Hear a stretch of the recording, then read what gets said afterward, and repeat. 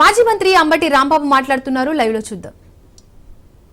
5,587.28 కోట్ల రూపాయలు ఖర్చు పెట్టారు. చెప్పిందేంటి, చేసిందేంటి చూస్తే మనకు అర్థమవుతుంది. 5 సంవత్సరాల్లో అట్టర్ ఫెయిల్యూర్ అయ్యి అమరావతి అనేది ఒక భ్రమరావతిగా చిత్రీకరించి చిత్తుగా ఓడిపోయినటువంటి సందర్భాన్ని ఇక్కడ గుర్తు చేసుకోవాల్సినటువంటి అవసరం ఉన్నది. ఇక్కడ ఒక విషయాన్ని నేను చెప్పదలుచుకున్నాను. వైఎస్ఆర్ కాంగ్రెస్ పార్టీ ఏదో అమరావతికి వ్యతిరేకమని, వరల్డ్ క్లాస్ క్యాపిటల్ని నిర్మిస్తుంటే కడుపు మంటతో మేము మాట్లాడుతున్నామనేటువంటి మాట పలుమార్లు చెబుతున్నారు. ఇది వాస్తవం కాదని చెప్పదలుచుకున్నాను. ఆంధ్రప్రదేశ్ విడిపోయింది, గాయపడి విడిపోయింది. రాజధాని లేదు. రాజధాని నిర్మాణానికి కేంద్రం 2,500 కోట్ల రూపాయలు ఇస్తామని చెప్పింది. రాజధాని నిర్మించుకోవాల్సిన పరిస్థితి ఏర్పడింది. ఆర్థిక పరిస్థితి బాగోలేదు. హైదరాబాద్ లాంటి పట్టణాన్ని కోల్పోయాం. అక్కడి నుంచి ఇక్కడికి వచ్చేసాం. 10 సంవత్సరాల పాటు హైదరాబాద్లో ఉన్నటువంటి ఇన్ఫ్రాస్ట్రక్చర్ని రాజధానిగా ఉపయోగించుకునేటటువంటి ఫెసిలిటీని మనకి విభజన చట్టం కల్పించింది. చంద్రబాబు నాయుడు గారు వచ్చారు, ఏం చేశారని అడుగుతా ఉన్నా. రాజధాని నిర్మాణం చేపట్టారా? రాజధాని నిర్మాణం కాదు, రాజధాని పట్టణాన్నే నిర్మిస్తామన్నారు.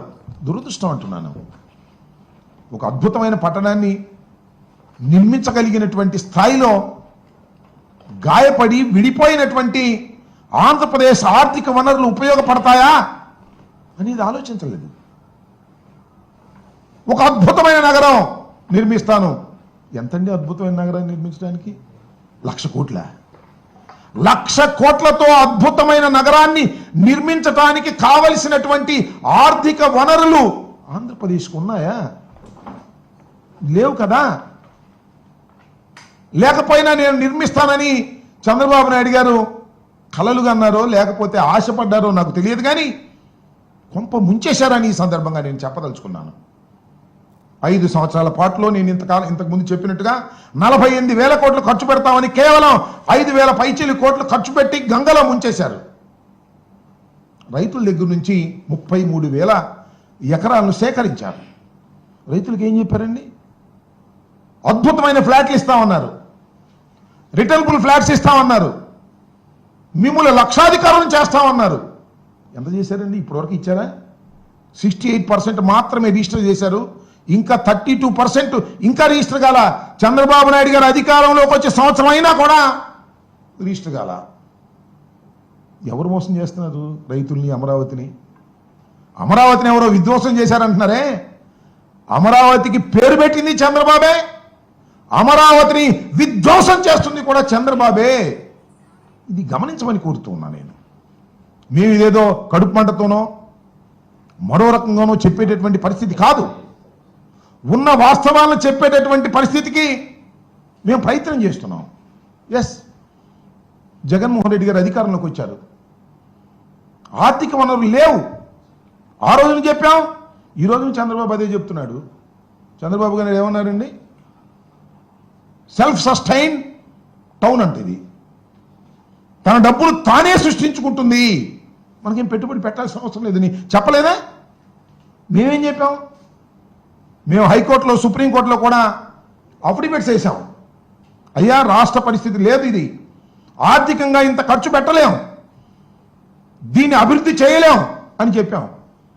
చంద్రబాబు నాయుడు గారు ఏమన్నారు? సెల్ఫ్ సస్టైన్ అన్నాడు. మరి సెల్ఫ్ సస్టైన్ అయితే ఏం చేస్తున్నారండి చంద్రబాబు నాయుడు గారు మీరు ఇవాళ?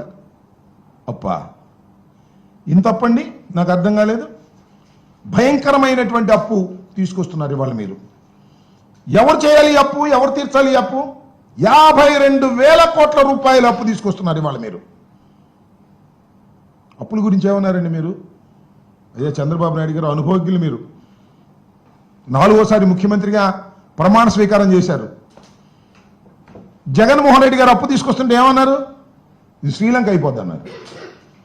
అప్పులతో మునిగిపోతుందన్నారు. అప్పు చేయడం తప్పు అన్నారు. అప్పుడు అప్పు చేయడం తప్పు.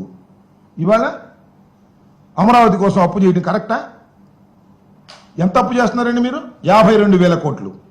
ఏడీబీ బ్యాంకు నుంచి 15,000 కోట్లు, కేఎఫ్డబ్ల్యూ నుంచి 5,000 కోట్లు, హట్కో నుంచి 21,000 కోట్లు, సిఆర్డిఏ కమిట్ అయిన అప్పులు మరొక 21 కోట్లు, మొత్తం 52,000 కోట్ల రూపాయలు మీరు తీసుకొస్తున్నారు. ఇది ఎంతవరకు సమంజసం? సరే, తీసుకొస్తున్నారు.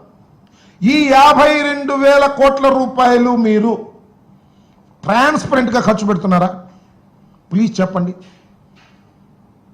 ఇది సద్వినియోగపడుతుంటే మీరు తల తాకట్టు పెట్టో, లేక మోడీ గారు మీ అవసరం మోడీ గారికి, మోడీ అవసరం మీకు ఉంది కాబట్టి ఆయన అప్పిప్పించే కార్యక్రమంలో ఆయన ఉంటే మీరు తీసుకొస్తే ఏం చేస్తున్నారండి? అప్పుని ఎంత అంచనాలు పెంచేస్తున్నారు? అప్పుడు 48,000 కోట్ల రూపాయలు మీరు టెండర్లు పిలుద్దాం అనుకున్నటువంటి టెండర్లని ఇవాళ 77,000 కోట్ల రూపాయలకి పిలుస్తున్నారు. ఎందుకు అంచనాలు పెంచారండి? అప్పుడు శాసనసభకి మీరు ఎంత ఖర్చు పెట్టాలనుకున్నారు, ఇప్పుడు శాసనసభకు ఎంత ఖర్చు పెట్టాలనుకుంటున్నారు?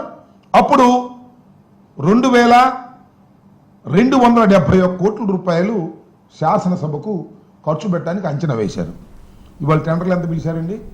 అదే శాసనసభకి 4,689 కోట్ల రూపాయలు. అప్పటికి ఇప్పటికీ సిమెంట్